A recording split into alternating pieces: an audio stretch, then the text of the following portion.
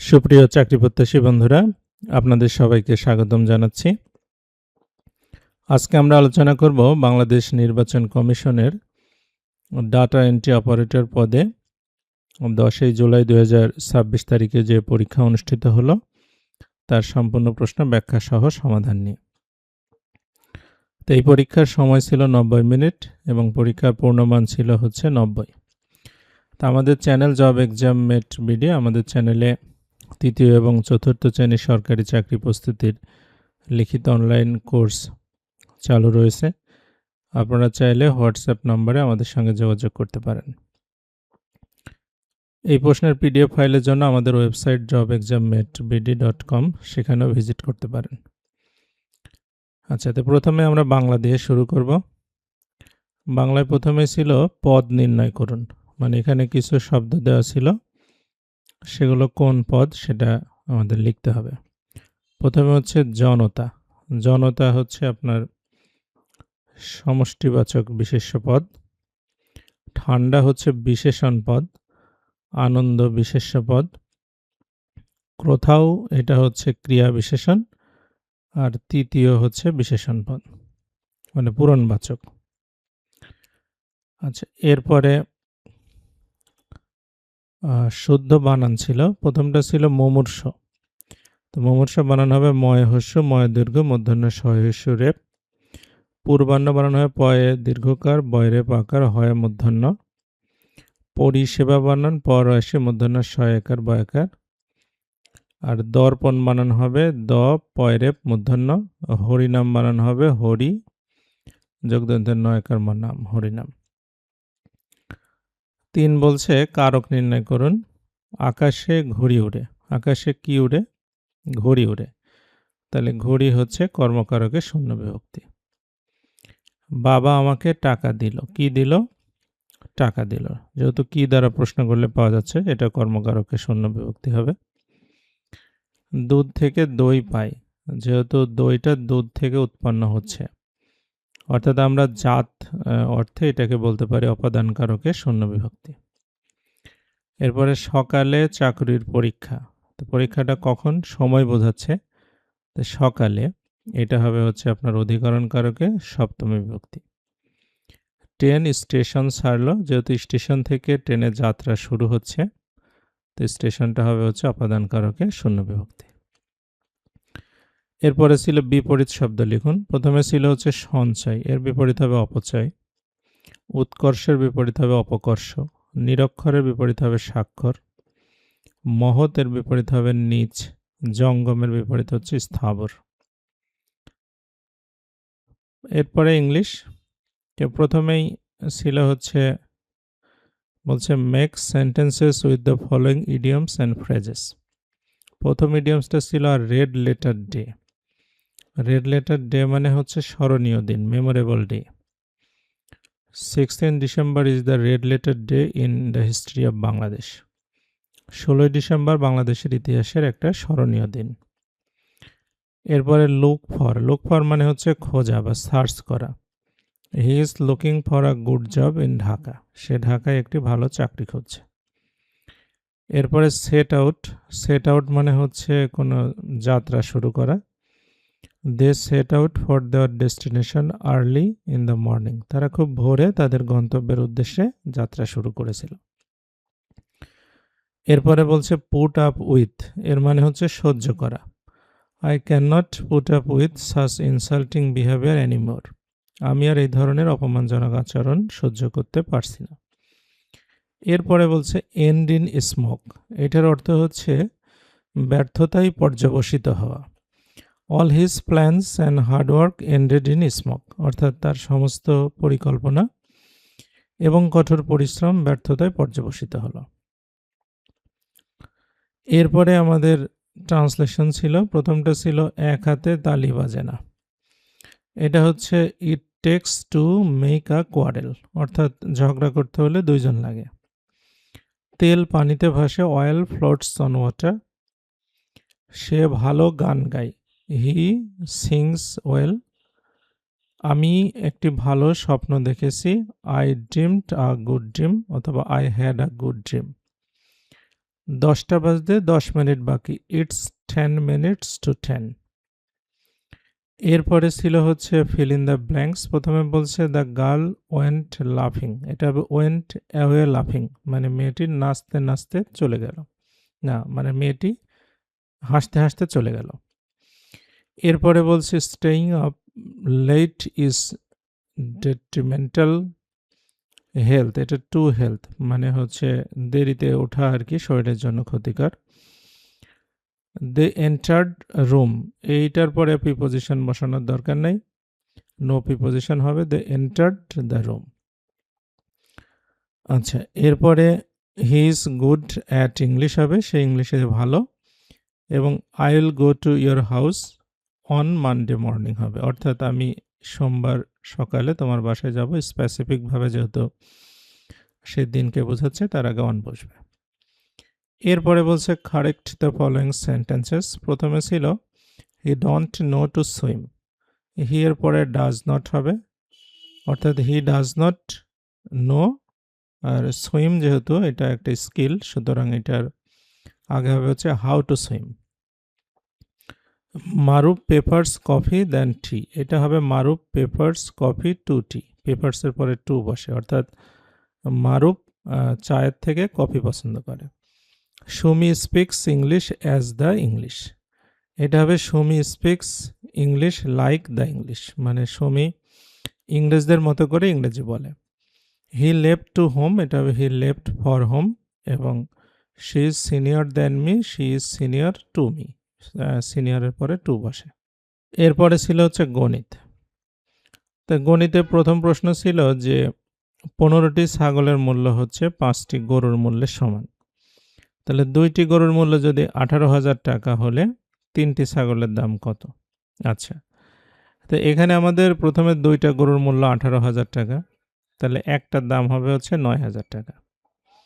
এখন এই যে একটার দাম 9,000, তাহলে এখানে আমাদের গরু পরে 5টা গরু, 5টা গরুর দাম হবে হচ্ছে 9,000কে 5 দিয়ে গুণ করলে 45,000 টাকা।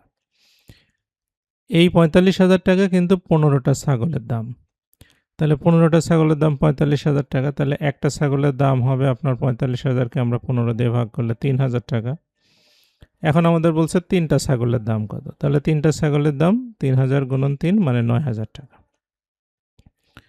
10 নম্বর প্রশ্ন বলছে মাতা ও পুত্রের বয়সের গড় অপেক্ষা পিতা ও 3 পুত্রের বয়সের গড় 2 বছর বেশি, তাহলে পিতার বয়স যদি 50 বছর হয় তাহলে মানে মাতার বয়স কত? তো এখানে আমরা ধরে নিব যে মাতার বয়সটা আমরা ধরে নিচ্ছি x বছর, আর 3 পুত্রের বয়সের সমষ্টিটা ধরে নিলাম y বছর। তাহলে প্রথমে আমরা হচ্ছে পিতার বয়স 50 আর 3 পুত্রের y, এই দুইটা যোগ করে 4 দিয়ে ভাগ করব, যে গড় হবে, আর মাতার বয়স x আর 3 পুত্র মিলে হচ্ছে y, এই দুইটা যোগ করে 4 দিয়ে ভাগ করব, যে গড় হবে। এই দুইটা গড়ের পার্থক্য হচ্ছে আপনার 2 বছর। তাহলে এখান থেকে আমরা যদি 4 রসাগু করি তাহলে 50 plus y minus x minus y, y কেটে যাবে, 50 মাইনাস এক্স সমান 8, এক্স এর মানটা হবে 42, তার মানে হচ্ছে মাতার বয়স 42 বছর। এরপরে আমরা 11 নম্বরে যাই, বলছে উৎপাদকে বিশ্লেষণ করতে হবে 3x square minus x minus 14। তো এইটা উৎপাদকে বিশ্লেষণ করতে আমরা মিডল টার্ম করব, 3x square plus 6x minus 7x minus 14, 3x common নিলে x প্লাস 2 মাইনাস 7 কমন নিলে x প্লাস 2, অর্থাৎ আমাদের একটা হবে x প্লাস 2 আর একটা হবে 3x মাইনাস 7। পরের উৎপাদকটা বলছে a square plus b square minus 2ab minus 1, তাহলে এখানে আমাদের a square plus b square minus 2ab মিলে a মাইনাস b হোল স্কয়ারের সূত্র হবে মাইনাস 1, তাহলে a স্কয়ার মাইনাস b স্কয়ারের একটা সূত্র আছে সেটা আবার বসাবো, a plus b a minus b, অর্থাৎ a মাইনাস b প্লাস 1 একটা, a মাইনাস b মাইনাস 1 একটা, এটাই উৎপাদক। 12 নম্বরে এসে বলছে সমাধান করুন x by y equal to 1/7 এবং x plus 2y equal to 5 হলে x এর মানটা কত? তো এখানে আমাদের x বাই y সমান 1/7, মানে এখানে আপনার y এর মানটা হবে 7x, আর আমরা যদি 2y এর মানটা বের করি তাহলে 7 দোকানে 14x হবে। এখন আমরা যে x প্লাস 2y যেটা আছে ওখানে এই মানটা বসাই দেব। 2y এর মান 14x ইকুয়াল টু 5, তাহলে 15x সমান 5, তাহলে x এর মান 5/15 মানে 1/3।